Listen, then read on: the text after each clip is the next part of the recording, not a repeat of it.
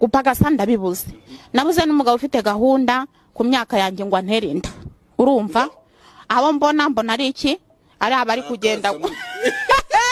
nabuze ufite ikibanza nibura ngo mbyare wa mwana mvuge ngo dore swaho yaguhaye 8 ngaha none se nzamubyara nzamwicaza ariko kandi nabwo kubyara umwana udafitiye Yesu udafitiye mbese bizamutunga nabyo bibarakasa mutwe uzi ko uhamagara umusore ati rero bimeze gutya na gutya wenda ndarwaye n'urugero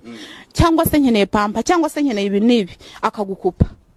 yarangiza tubundi uwo mwana harya ninjye wamubyaye ubundi ujya kuryamana nanjye ubwo nta bandi mwaryamanye ibyo ntiwakiyahura burya uvuga ko uri mu rukundo n'umuntu ari uko uzi wabo uzahakomoka